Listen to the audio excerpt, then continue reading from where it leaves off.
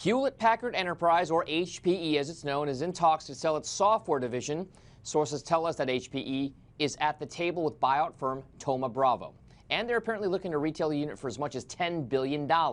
So, joining us now to break it down is Mike Snyder. He's a tech reporter over at USA Today. So, Mike, this isn't the first time HPE has looked to sell off its software division. Other private equity firms have approached the company with some bids as well. Who are the contenders? What do you know about the talks, and why are they doing this? Well, I don't know a lot more than you do, because this is all seeping out. You know, you get these situations where a company wants to sell something, and you've got a bank running a sale, and you've got several private equity firms looking at this, and you kind of get little pieces coming out. But what's happening is HPE's trying to focus, and this is the kind of part of HPE that they would spin off that would probably, private equity would be the best to get it, because they would know what to do with it. Everybody else is trying to go in a different direction and look more into cloud stuff and hardware. All right, so these talks, like you mentioned it, they come as the CEO, Meg Whitman, is trying to refocus HPE's strategy. They want to look at networking and storage and services overall. It's also a year after it's separated from HP Inc. They make the printers and the computers. So walk us through the thinking on this. What's the bigger strategy for Whitman? We already know she's taken a big chunk of her business and trying to merge it with computer sciences. Well, I think they've been trying to figure out how big their focus can be at HPE. And so they did some acquisitions of software services for companies. And that part of their business has the revenue's gone down over, in these first 2 quarters they've been working as that individual part of individual HPE unit.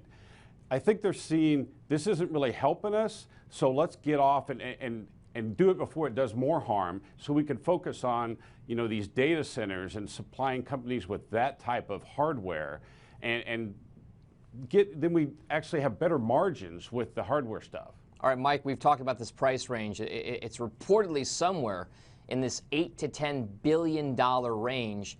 But even that's not going to cover the price tag from some of its more recent acquisitions. I remember the autonomy deal, right? $10.3 billion. That's what they shelled out back in 2011. Another $4.5 billion from Mercury Interactive in 2006.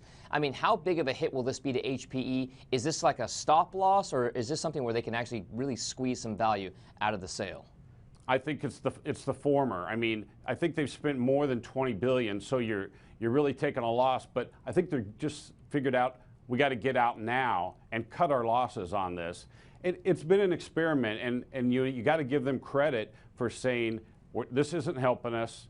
Let's make the decision now so we can refocus our energies where we have growing revenue and better margins. All right. So what are the chances this deal is not going to go through? What are the chances that they cannot find a buyer at the price tag that they want? Well, I think there's 4 or 5 private equity firms looking at this, and the one you mentioned, Thoma Bravo, they focus on software. So I have a feeling that this is going to happen. What's going on is, this might be getting leaked to kind of get a few more $100 million into the deal or whatever, just to make the loss that's being cut less than it would have been.